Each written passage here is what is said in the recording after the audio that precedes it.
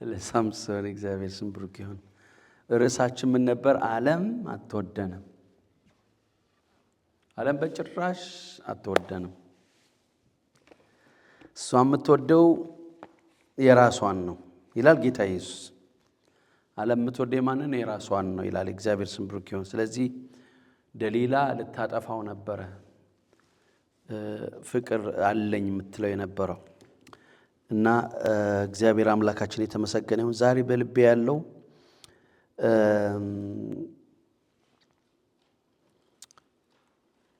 የሰው ፍጻሜ ከመጀመሪያው ይልቅ ሰው በፍጻሜው መልካም ሲሆን በጣም እጅግ አስፈላጊ ነው። አሜን። መጀመር ቀላል ነው፣ ወይም ጅማሬያችን ዳዝንት ማተር። ሰማችሁ ነው? አዎ ፋውንዴሽን ያስፈልጋል። ስለ ክርስትና አይደለም የምናገረው። ማለት ስለ ክርስትና ስላችሁ ከጌታ ጋር ያለ ንብረት በጣም አስፈላጊ ነው። ሰሞኑን የእስራኤልን ነገስታት ነበር እያነበብኩ ነበርና በጣም ልቤ ውስጥ ገባ። ምንድነው ብትሉ አንዳንዶቹ በጣም እግዚአብሔር ተደስቶባቸው፣ እግዚአብሔር እኮ ቅን አምላክ ነው። ነገ እኮ ምን እንደሚሆነው ያውቃል። መጨረሻቸው ምን እንደሆነ ያውቃል። ግን በቃ ልክ ተመልሰው የእግዚአብሔርን ነገር እየሰሩ ህዝቡን ከጥፋት እየመለሱ እግዚአብሔር እንዲመለክ ሲያደርጉ ደስ ይለዋል። የተወሰነ መሳካት ካገኙ በኋላ ተመልሰው አሕዛብ ከሰሩት የበለጠ በዛ ምድር ላይ የነበሩት ጣዖት የሚያመልኩ ሰዎች እግዚአብሔር ተቆጥቶ ካጠፋቸው የበለጠ ኃጢአት ሲያደርጉ እንመለከታለን። ስለዚህ መጽሐፍ ቅዱስ ሲናገር ኢዮብ ምዕራፍ 8 ቁጥር 7 ላይ እንደዚህ ይላል፣ እናነባዋለን። አዎ ስለ ብዛት ነው የሚናገረው። ግን ጅማሬህ ታናሽ ቢሆንም እንኳ ፍጻሜህ እጅግ ይበዛል። አሜን። ጅማሬህ ታናሽ ቢሆንም እንኳን ፍጻሜ ግን ምን ይላል? እጅግ ይበዛል ይላል። ጅማሬህ ምንም እንኳን ታናሽ ቢሆን ብዛትን ነው የሚያመለክተው። ይሄ ግን ስትጀምር የሆነ ነገር መንገጫገጭ ሊኖር ይችላል ነው የሚለው። ፍጻሜህ እንዲያምር ግን ያስፈልጋል። አሜን። ምክንያቱም መጽሐፍ ቅዱሳችን ስንመለከት እናየዋለን። በጣም ብዙ የእስራኤል ነገስታት በጣም ባሳዛኝ ፍጻሜ ሲጨርሱ እንመለከታለን። ምንድነው ችግሩ? መጽሐፍ ቅዱሳችን ስንመለከት እዚህ ውስጥ የለም። ሰሎሞን ሲጀምር እስራኤል ሁሉ ያስደነቀ ሰው ነው።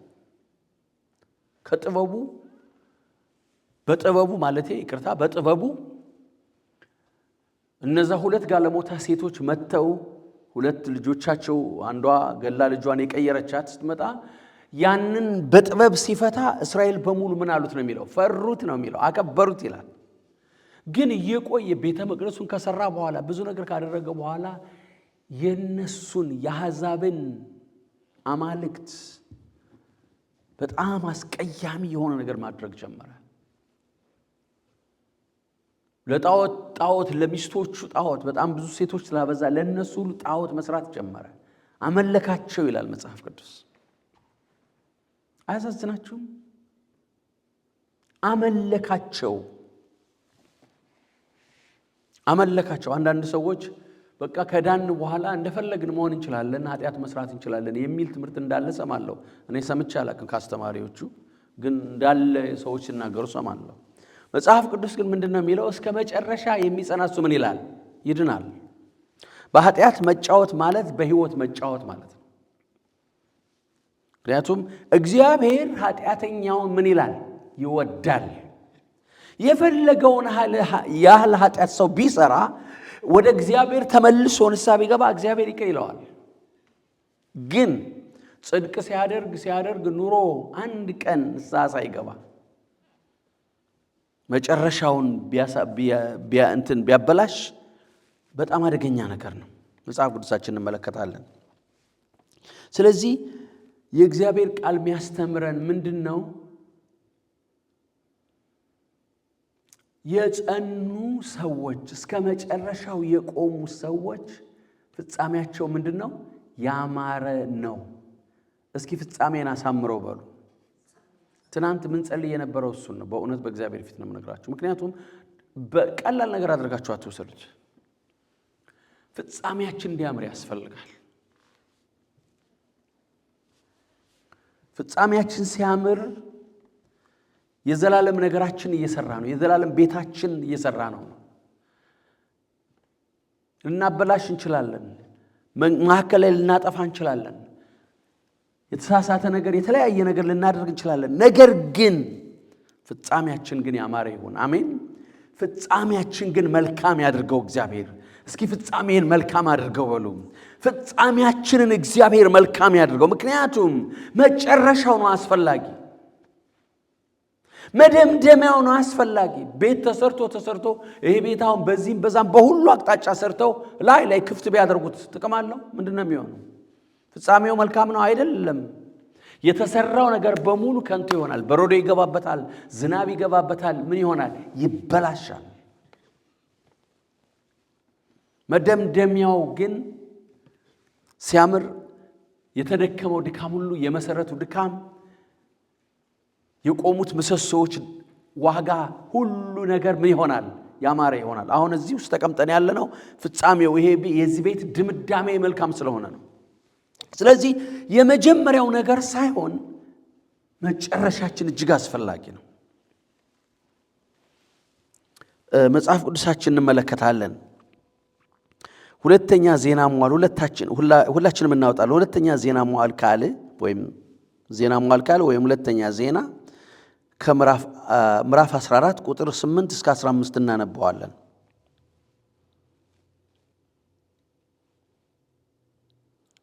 ዜና መዋዕል ካለ 14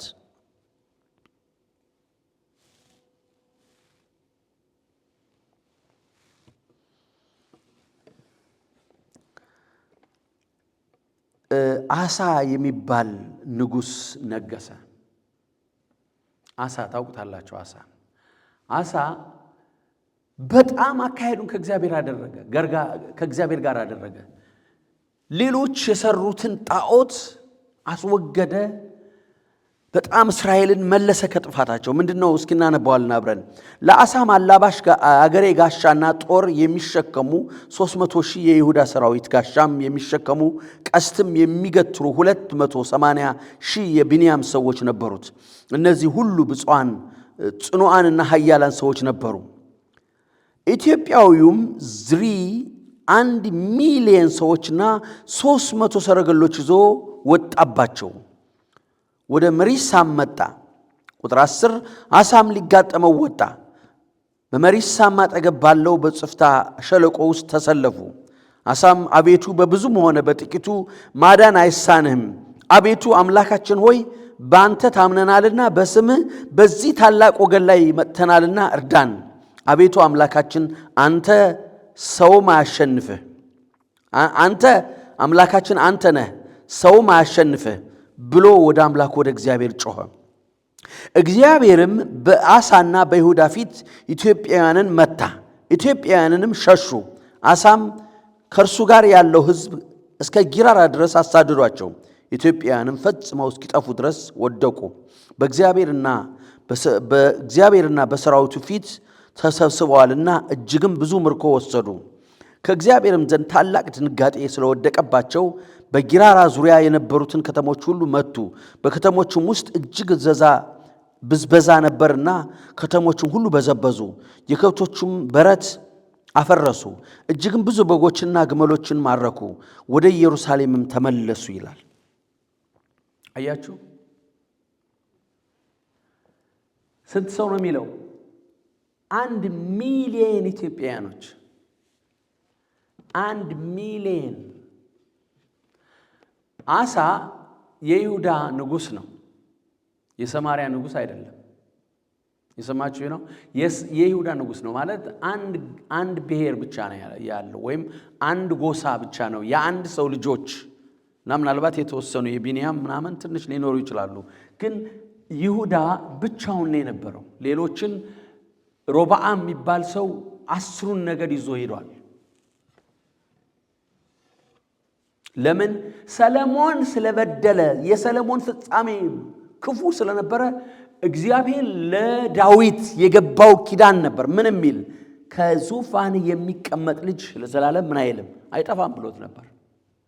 ግን እስራኤልን ለመበተን ይኸውላችሁ የሰለሞን ልጅ ሲነግስ ሮብዓም ሲነግስ ኢዮርብዓም ደግሞ 10ን ነገድ ይዞ በነቢዩ በሚክያስ በመጣው ትንቢት መሰረት የሰማርያ ንጉስ ነበር እና ሮብዓም የይሁዳ ንጉስ ነው። ያኛው 10ን ነገድ ይዞ የሰማርያ ንጉስ ነው ወይም የእስራኤል ንጉስ ተብሎ ይጠራል። ስለዚህ በመካከላቸው ትልቅ ምንድን ተፈጠረ? ችግር፣ ጠብ ተፈጠረ። ግን ማን ያደረገው ይላል መጽሐፍ ቅዱስ ሲነግረን፣ እግዚአብሔር ራሱ አደረገው። ለምን? የሰለሞን ፍጻሜ ክፉ ስለነበር። ሰለሞን ፍጻሜው መልካም አልነበረም። ከልጁ ወስዶ ማለት ከሰለሞን ወስዶ እግዚአብሔር ለዳዊት ከገባው ኪዳን የተነሳ አንድ ነገድ ወይም ሮብዓም የሚባለው የሰለሞን ልጅ ነገሰ እንጂ ሌላውን 10ን ኢዮርብዓም ለሚባል ሰው ሰጠው። ኢዮርብዓም ከእግዚአብሔር የመጣ ሰው ነቢይ ነው የነገረው። ንጉስ ነኝ ብሎ እንኳን አላሰበም። ግን ያ ነቢዩ ሚክያስ መጥቶ 10ን ነገድ ሰጥቷል ብሎ ሲነግረው በቃ ከተወሰነ ጊዜ በኋላ ህዝቡን እየመራ እያለ ትንሽ እንደሄደ ምን ማድረግ ጀመረ? ይህ ህዝብ በዚህ በሰማርያ ያለው 10ሩ የእስራኤል ነገድ እግዚአብሔርን ለማምለክ ለእግዚአብሔር መሰዊያ ለማሰዋት ወደ ኢየሩሳሌም የሚሄድ ከሆነ ወደ ማን ይሄዳል አለ? ወደ ይሁዳ ንጉስ ይሄዳሉ ብሎ የራሱን ሐሳብ ማመንጨት ጀመረ። ምን የሚል? በዚህ በኮረብታዎች ሁሉ መስገድ ማጠን ይችላሉ፣ ለምን እዛ ድረስ መሄድ ያስፈልጋቸዋል ብሎ ህዝቡን እስራኤልን አሳደ። ግን ያንን ህዝብ የሰጠው ማን ነበረ? እኛ እጃችን ያለውን ነገር ሁሉ የሰጠን ማን ነው? የምንለብሰውን ልብስ እንኳን የሰጠን እግዚአብሔር ነው። ታውቃላችሁ፣ የራሳችንም ስጋ አለበት፣ ጠላትም አለ። በሰው ልጅ ላይ የምናየው ነገር ነው። እግዚአብሔርን ካስቆጡት ሰዎች አንዱ ሮብዓም ነው። በጣም ለብዙ ዘመን የወሰደ ብዙ ዘመን የፈጀ እስራኤልን ከምድር ላይ እንዲነቀሉ ከኢየሩሳሌም ተነቅለው እንዲወጡ ኢየሩሳሌም አሁን የምታዩት ችግር ሁሉ ይፈጠር ነበር? አይፈጠርም። ይሰማችሁ ነው። እስራኤል ከቦታዋ ብትቆይ ኑሮ እነዚህ ሰዎች ባይበድሉ ኑሮ እነዚህ ሰዎች ቢመለሱ ኑሮ በንስሐ ቢመለሱ ኑሮ ልክ እግዚአብሔር ለሰለሞን እንደተናገረው ብትበድሉ ባትታዘዙ ባሪያዬ ሙሴ የሰጣችሁን ሕግ ብትተላለፉ ከዚህ ምድር ላይ ምን እላችኋለሁ ብሎ ነበር እግዚአብሔር። እነቅላችኋለሁ፣ እጠርጋችኋለሁ ብሎ ልክ እንደተናገረው ሮብዓም ስለበደለ አደረገው እግዚአብሔር። ከሮብዓም ቤት አንድ ሰው ነው የተቀበረው፣ ልጁ ሚክያስ። ወደ ሚክያስ ዳ ሚስቱ ሌላ ሴት መስላ ሄደች ይላል መጽሐፍ ቅዱስ። ሌላ ሴት መስላ ተደብቃ ተሸፋፍና ስትሄድ መታለች የንጉሱ ሚስት አለው። በጣ ስትገባ ግቢ የንጉሱ ሚስት የኢዮርብዓም ሚስት ገባ። አይኗ ያይም ነበር፣ ግን ውስጡ ያይ ነበር ሚክያስ። አሜን ሃሌሉያ። ታውቃላችሁ አይን አይደለም አስፈላጊ የትኛው ነው? የልብ አይኖቻችን ሲበሩ፣ መንፈሳዊ አይኖቻችን ሲበሩ ነው እጅግ አስፈላጊ። ሃሌሉያ ክብር ለእግዚአብሔር ይሁን። ስለዚህ መልካም ዜና ይዤልሽ ቆይ እጠብቅሻለሁ አላት። ለምን ተደብቀሽ ሌላ ሴት መጣሽ አላት። ከኢዮርብዓም ቤት ይሄ ልጅ መልካም ነገር ስለተገኘበት እሱ ብቻ ይቀበራል፣ ሌላውን ግን ውሾች ይበሉታል። ልክ እግዚአብሔር እንዳለው አደረገ። እንዳለው አደረገ እግዚአብሔር።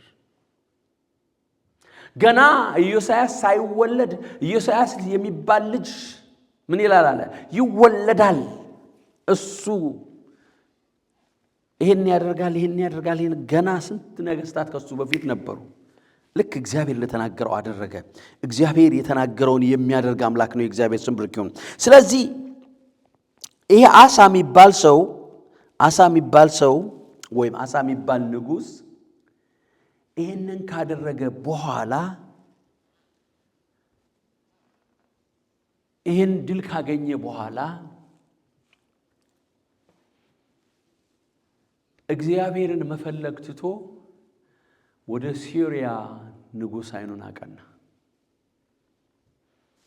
እናነበዋለን። ለምን? በጣም አስፈላጊ ስለሆነ።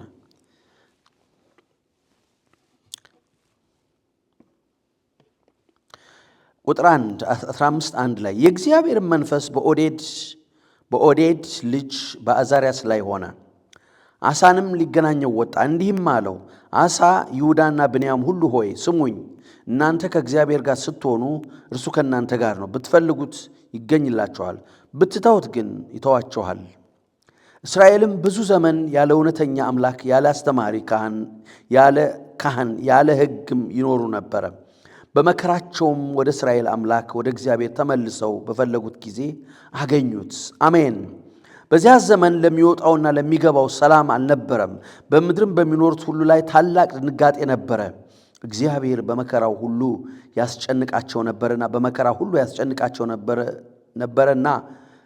ያስጨንቃቸው ነበርና ወገን ከወገን ጋር ከተማም ከከተማ ጋር ይዋጋ ነበረ። እናንተ ግን ለራሳችሁ ብድራት ይሆንላችኋልና በርቱ፣ እጃችሁም አይላላ። አሳም ይህን ቃልና የነቢዩን የኦዴድን ትንቢት በሰማ ጊዜ ልቡ ጸና። ከይሁዳና ከብንያም አገር ሁሉ በተራራማው በኤፍሬም አገር ከያዛቸው ከተሞች ጽያፉን ነገር አስወገደ። በእግዚአብሔርም ቤት ፊት የነበረውን የእግዚአብሔር መሠዊያ አደሰ። አምላኩ እግዚአብሔር ከእርሱ ጋር እንደሆነ ባዩ ጊዜ ከእስራኤል ዘንድ ብዙ ሰዎች ወደ እርሱ ተጠግተው ነበርና እርሱ ይሁዳንና ብንያምን ሁሉ ከኤፍሬምና ከመናሴ ከስምዖንም መጥተው ከእርሱ ጋር የተቀመጡትን ሰበሰበ። አሳም በነገሰ በ18ኛው ዓመት በ3ኛው ወር በኢየሩሳሌም ተሰበሰቡ። በዚያም ቀን ካመጡት ምርኮ 700 በሬዎችንና 7,000 በጎችን ለእግዚአብሔር ሰዉ። በፍጹም ልባቸውና በፍጹም ነፍሳቸው የአባቶቻቸውን አምላክ እግዚአብሔርን ይሹ ዘንድ ቃል ኪዳን አደረጉ። የእስራኤልም አምላክ እግዚአብሔርን የማይፈልግ ታናሽ ወይም ታላቅ ወንድ ወይም ሴት ቢሆን ይገደል ዘንድ ማሉ። ለእግዚአብሔርም በታላቅ ድምፅና በእልልታ በእምቢልታና በቀንደ መለከት ማሉ። በፍጹም ልባቸው ምለዋልና በፍጹም ሕሊናቸው ፈልገውታልና እርሱም ተገኝቶላቸዋል። ይሁዳ ሁሉ በመሐላው ደስ አላቸው፣ እግዚአብሔርም በዙሪያቸው ዕረፍት ሰጣቸው። ለምን? ስለፈለጉት። ንጉሡም አሳ እናቱን መካን ማዕካን በማምለኪያ አጸድ ጣዖት ስላደረገች ከትጌነቱ አወረዳት። አሳም ምስሏን ቆርጦ ቀጠቀጠው፣ በቄድሮንም ወንዝ አጠገብ አቃጠለው። በኮረብታ ላይ የነበሩትን መስገጃዎች ግን ከእስራኤል አላራቀሙ። ይሁን እንጂ የአሳ ልብ በዘመኑ ሁሉ ፍጹም ነበረ። አባቱ የቀደሰውን እርሱም የቀደሰውን ወርቁንና ብሩን ልዩ ልዩውንም ዕቃ ወደ እግዚአብሔር ቤት አገባ። አሳም እስከነገሰበት እስከ 35ኛው ዓመት ድረስ ሰልፍ አልነበረም። ለምን? እግዚአብሔርን ፈለገው። 16 ላይ አሳ በነገሰ በ36ኛው ዓመት የእስራኤል ንጉሥ ባኦስ በይሁዳ ላይ ወጣ። ወደ ይሁዳም ንጉሥ ወደ አሳ ማንም መውጣትና መግባት እንዳይችል ራማን ሠራ። አሳም ከእግዚአብሔር ቤትና ከንጉሡ ቤት መዝገብ ብርና ወርቅ ወስዶ አያችሁ አሁን ቁጥር 2 ላይ እስኪ አንብበው የእግዚአብሔር ሰው ቁጥር 2 እና 3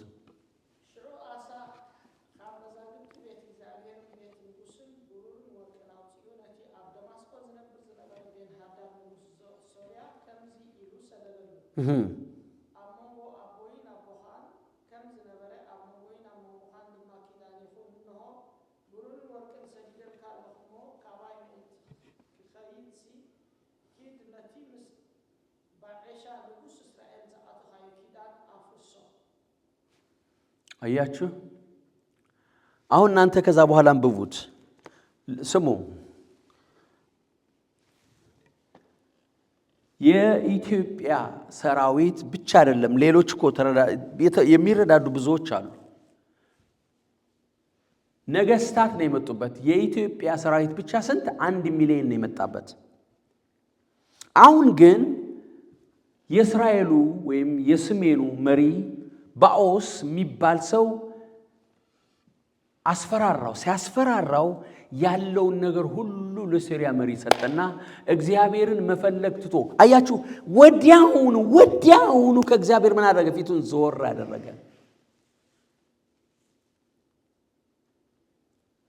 ብዙ አልቆየም።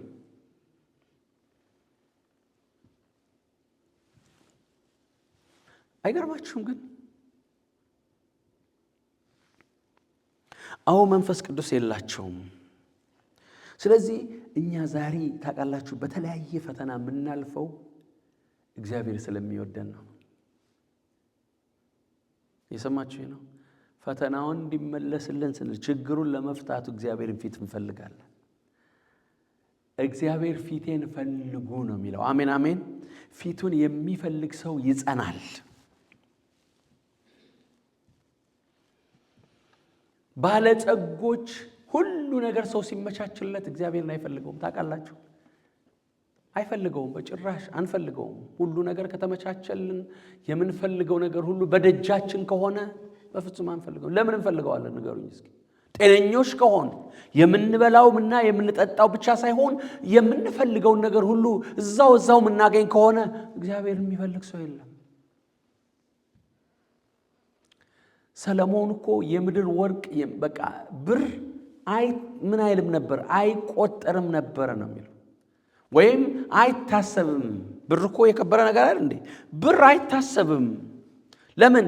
እንቁ፣ ወርቅ፣ ዳይመንድ፣ የተለያየ ነገር ቤቱን ሞልቶታል። መቀመጫ ሁሉ ወርቅ ነው። የሚበላበት ወርቅ ነው። ሁሉ ነገር ወርቅ ነው በሰለሞን ጊዜ። ስለዚህ ሌሎቹን ጣዖታት ለማምለክ ዞር አለ። የአባቱን አምላክ እግዚአብሔርን ረሳው። ሰልፍ የለበትም። ዳዊትስ በዘመኑ ሁሉ ሰልፍ ነበር። እስኪሞት ድረስ ዙፋኑ ላይ ቁጭ ብሎ በደከመበት ጊዜ ሁሉን ነገር ጨርሶ ሊሰናበት እያለ አዶንያስ ራሱን ችሎ ምን አለ? አዶንያስ እኔ ንጉሥ ነኝ ብሎ መለከት ነፍቶ የጦር መሪውን ኢዮአብን ይዞ ከዛ አብያታር ወይም ካህኑ ናታን መጣና እንዴ ልጅሽ ሰለሞን እኮ ነው ቃል የተገባለት። ማን ነው እግዚአብሔር የሚፈልገው? እግዚአብሔር የሚፈልገው እኮ ሰለሞንን ነው። ዳዊት የሚያውቀው ነገር የለም።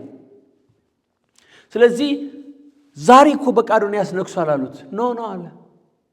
ኖ አይነግስም አለ። ጥሩት አለ። ማን? ሰለሞን። አይኔ እያየ በዙፋን የሚቀመጥ ልጅ ሰጠኝ እግዚአብሔር ብሎ እግዚአብሔርን ባርኮ በተኛበት አልጋው ላይ መሄድ ብዙ አርጅቶና እግዚአብሔርን ባርኮት ከዛ በኋላ ለልጁ ምክር ሰጥቶት እስከዛች ድረስ ዳዊት ጦርነት ሰልፍ ነበር። የሰልፍ ሰው ስለነበር ምን አትልም አለ። ቤት እንኳን አትሰራልኝም አለ።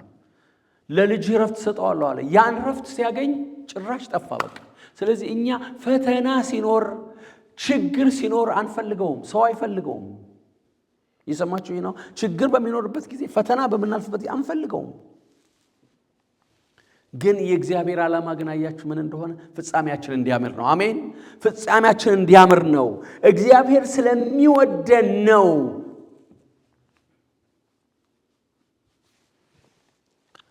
ዞር አለ በቃ። ወደ ማን?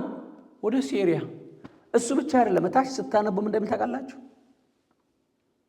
ነብይ መጣ። ምክንያቱም የመጨረሻው ያደረገው ምንድነው? እግሩን ታመመ ይላል። እግሩን ሲታመም ባለመድኃኒቶች ፈለገ ይላል። ምናልባት ጠንቋዮች ሊሆኑ ይችላሉ። ያ ፍጹም የተባለው ንጉስ፣ ያ እግዚአብሔር የከበረበት እግዚአብሔርን ያስደሰተው ንጉስ፣ እግዚአብሔር ከሱ ጋር የነበረው ንጉስ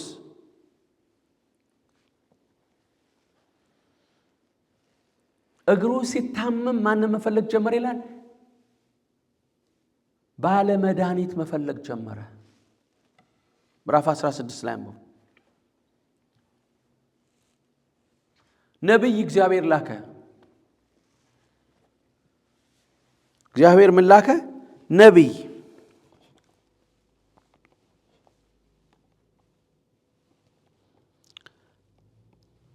ነቢይ መጣ።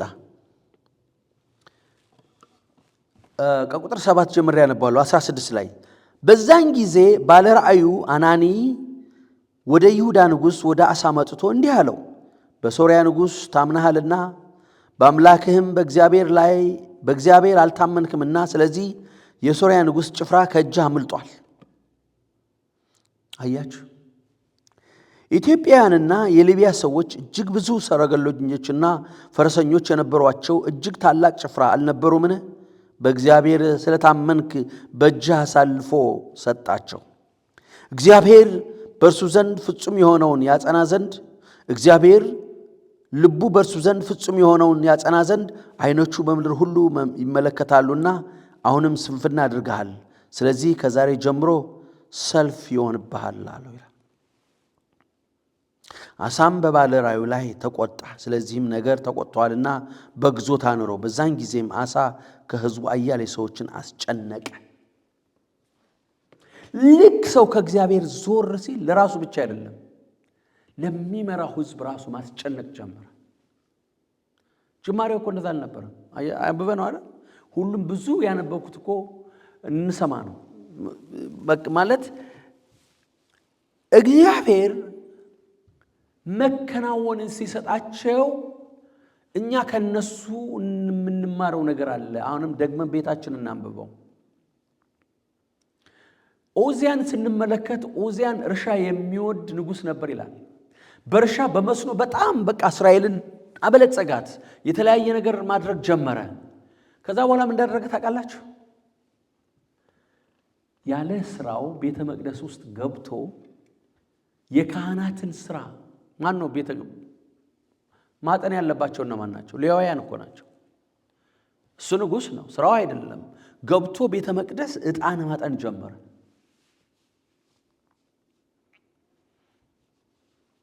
ዕጣን ማጠን ጀመረ።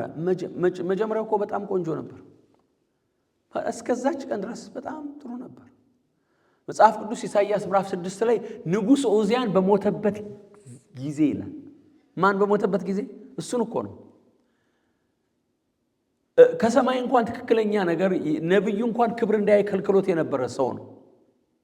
እነዛ ነው የሚለው 6 ላይ እስኪ አንብበው እግዚአብሔር ሰው ኢሳይያስ ምዕራፍ 6 ላይ ንጉሥ ኦዚያን በሞተበት ጊዜ ወዲያውኑ ይላል መጽሐፍ ቅዱስ ለምጥ ከፊቱ ላይ ወጣ። ለምን?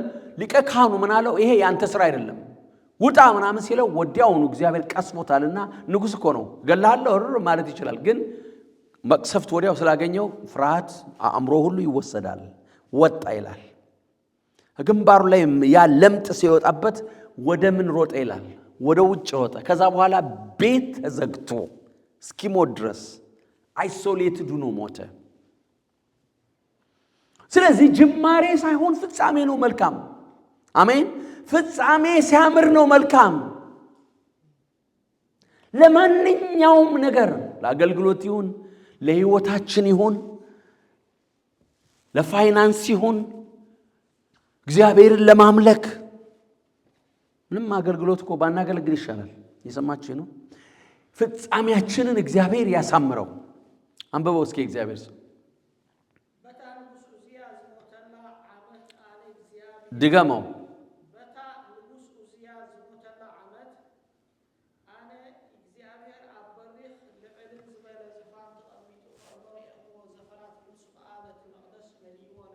ተመልከቱ።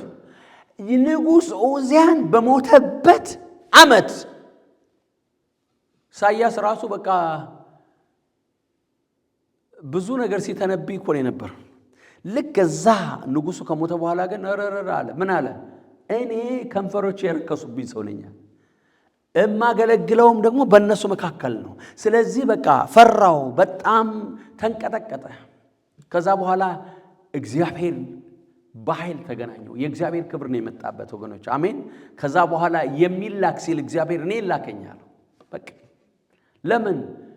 እግዚአብሔር ቀደሰው። የእግዚአብሔር ስም ብሩክ ይሁን። መጽሐፍ ቅዱሳችን ስንመለከት የነቢያት ፍጻሜ፣ የነቢያት ሁሉ ፍጻሜ ያማረ ነው።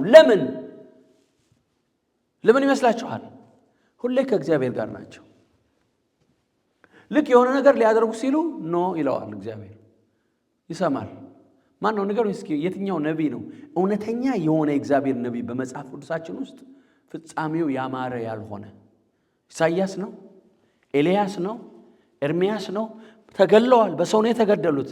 ግን ዳዝንት ማተር በምንም ነገር ሰው ይሙት። አንዳንድ ጊዜ የተሳሳተ ነገር አለ። በቃ ሰው ከገደለው በመኪና አደጋ ከሞተ ኖ፣ በምንም ይሙት እግዚአብሔር በፈለገው መንገድ ይወስደዋል ሰውን። ታላቅ የእግዚአብሔር ሰው ነበር ኢትዮጵያ ውስጥ። እኛ ብዙ አላውቀውም፣ ግን በጣም ሲናገሩ ሰማለሁ። ወንጌላዊ ዓለምነህ የሚባል በመኪና አደጋ ነው የሞተው። ዶክተር ማይልስ ሞኖሮ ታላቅ የእግዚአብሔር ሰው፣ ብዙ በመጽሐፍ መሪዎችን ሁሉ ያስተማረ፣ በፕሌን ክራሽ ነው የሞተው። የጸለየውን ነው ከሚስቴ ጋር መሄድ እፈልጋለሁ ብሎ ጸለየ፣ እግዚአብሔር መለሰለት። ዳዝንት ማተር ግን ምንድነው ፍጻሜው ነው? አበላሽተው ነው የሄዱት? ኖ። ስለዚህ እግዚአብሔር አምላካችን ፍጻሜያችን ያሳምረው። መጽሐፍ ቅዱሳችንን ውስጥ ስንመለከት የሳምሶን ፍጻሜ ራሱ ያማረ እንደው ታውቃላችሁ። እግዚአብሔር ምን አለ በለኝ አለው።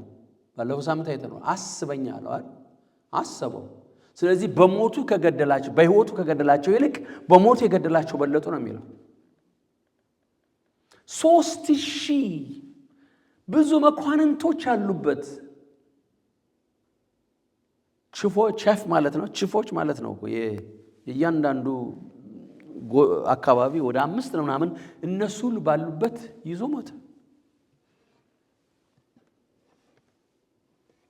በጣም ብዙዎች እንደና አካብ መጽሐፍ ቅዱሳችን ስንመለከት በጣም ብዙዎች ተመልከቱ። እኔ በጣም ያስገረመኝ ነገር ልንገራቸው። ምናስ የሚባል የሕዝቅያስ ልጅ ሕዝቅያስ የመጣው አባቱን እግዚአብሔር ወስደሃለሁ አለው አይደል? ወስደሃለሁ፣ በቃ ቤትህን ምን በል አስተካክል፣ put it in order, I'm going to take you አለው። ኖ አለ። 15 ዓመት ተጨመረለት። በዛ 15 ዓመት ውስጥ ማን ተወለደ? ምናሴ። የምናሴ ኃጢአት በኢዮስያስ ቅድስና በኢዮስያስ መልካም ስራ ሊሸፈን አልቻለም። እግዚአብሔርን በጣም ካስቆጡት ሰዎች ከኢዮሮብዓም የባሰ ነገር ነው ያደረገው። በኢየሩሳሌም ቤተ መቅደስ ውስጥ ጠንቋዮች፣ ሟርት፣ መናፍስት ጠሪዎችን ሁሉ አስገባ ነው የሚለው መጽሐፍ ቅዱስ። ቤተ መቅደስ ውስጥ የሰማችሁ ነው። ግን እግዚአብሔር እንደዛ ሲያደርግ ተማርኮ እንዲሄድ አደረገው። ተማርኮ ከሄደበት ሀገር እግዚአብሔርን መፈለግ ጀመረ። እግዚአብሔር ምሕረት እንዴት እንደሆነ ታያላችሁ። ልባችን ካልደነደነ እድል አለ። አሜን። የሰው ልብ ካልደነደነ እድል አለ። እስኪ እድል አለ በሉ። there is opportunity, there is chance, there is a second chance። በጣም የገረመኝ መጽሐፍ ቅዱስ እዚህ በፊት ተናግሬው አልተናገርኩትም አላውቅም። አካብ ናቡቴን ካስገደለ በኋላ እግዚአብሔር ለኤልያስ ምን አለው? ሂድና ተገናኘው አለው። ገለህ ወረስከው ወይ ናቡቴን ብለህ ጠይቀው አለው።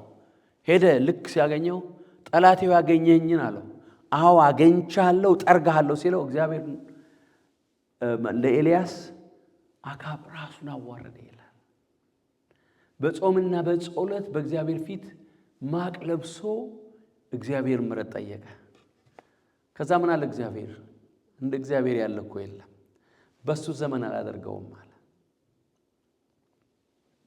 እኛ ከየት እንዳመጣ ነው አላውቅም። እውነቴን እኮ ነው። በተለይኛ አበሻ እግዚአብሔር ይቅር የሚል አይመስለንም። የሰማችሁ ነው። እያንዳንዱ ኃጢአት ዋጋ ትከፈላለች። እግዚአብሔር በተናገረው መሰረት የአካብን ደም በናቡቴ ላይ እርሻ፣ የልጁን ደም የኤልዛቤል ደም ምን ብለውታል? ውሾች ልሰውታል። በጊዜው ግን እግዚአብሔር የተናገረውን ስለተመለሰ አካብ በጊዜው ስለተመለሰ ንስሐ ስለገባ ግን ምን አደረገው ይላል? ይቅር አለው። በልጁ ዘመን ነው ማደርገው አለ። እንዳለው እግዚአብሔር በልጁ ዘመን ነው ያደረገው። በአካብ ዘመን አልሆነም። አካብ በጦርነት ነው የሞተው። የሰማችሁ ነው። ምን ያህል የምህረት አምላክ ነው። ምናሴ ምህረት የሚገባው ሰው አልነበረም። ግን ወደ እግዚአብሔር ሲለምን እግዚአብሔር ምሕረት አደረገለት፣ ወደ አገሩ መለሰው። የሰራው ነገር ግን እንዳልኳችሁ ኢዮሮብዓምና አሳ ነው በእስራኤል ላይ ትልቅ የሆነ እንቅፋት አስቀምጠው የሄዱት። በዓል የሚባለውን ጣዖት እነዚህ ቤኤልዘቡል ነው የሚባለው። ቤኤልዘቡል ምን ማለት ነው ታውቃላችሁ? የዝንብ አምላክ ነው። የዝንብ አምላክ ስታዩት ባለፈው በጣም ኪዩሪሲቲ ይዞ እያነበብኩ እያጠናው ስለነበር ምንድነው የሚመስለው ይሄ ምንድነው በዓል ምንድነው የሚመስለው በይሳይ ግብፃውያን እንትን ውስጥ ያለ ነገር ነው። ከግብፃውያን የሚሰሩት እንትን አለ አይደል? እዛ ውስጥ አንዱ ነው። እነሱ የሰሩት ነው ዓለምን ሁሉ እየሞላ ያለው። እዛ ሌላ ስም ተሰጥቶት እንጂ የግብፃውያን አማልክት ነው። እግዚአብሔር በአማልክቶቻቸው ላይ ምን እላለሁ ብሏል? ፈርዳለሁ ብሏል። እስካሁን ድረስ ሲምቦላቸው ሁሉ አለ። ስለዚህ እግዚአብሔር ፍጻሜያችን ያሳምረው። የምናልፍባቸው ነገሮች መርሳት የሌለብን ፍጻሜያችን እንዲያምር ነው ስለሚወደን እግዚአብሔር ለምንድነው እንደዚህ በምድር ላይ ሰው ሁሉ እየተሰቃየ ያለው? እግዚአብሔር እድል ሰጥቷቸው ምናልባት ይፈልጉት እንደሆነ ነው። ግን እየባሳቸው ለምን እንደዚህ ያደረገብኝ እያሉ ነው ያለው። እግዚአብሔር በመሰረቱ በሰው ላይ ክፉ ነገር አያመጣም፣ ግን እጁን ይሰበስባል። ሰይጣን የእግዚአብሔር እጅ ከተከለከለች ከተነሳች ምንድነው የሚሆነው? የፈለገውን ነገር በሰው ላይ ያደርጋል። እኛ ግን ልጆቹ ነን። አሜን። ስናጠፋ እሱ ይቀጣናል እንጂ ለሰይጣን አሳልፎ አይሰጠንም። ለምን? ልጆቹ ነን። እስኪ ልጁ ነን ይበሉ። እኛ ልጆቹ ነን። የእግዚአብሔር ስም ብሩክ ይሁን። ስናጠፋ በፍቅር ራሱ ይቀጣናል። ጌታ ግን ከሌለው ሰው በጣም ከባድ ነው። እግዚአብሔር የሚድኑትን ነፍሳት ይጨምር። አሜን። ሰው ሁሉ ወደ መዳን እንዲመጣ እንጸልያለን። ስለዚህ እግዚአብሔር አምላካችን የተመሰገነ ይሁን። እናንተ አንብቡት። ይህንን እግዚአብሔር ይህን ቃል በልባችን ያሳድረው። የእግዚአብሔር ስም ብሩክ ይሁን። እንጸልያለን።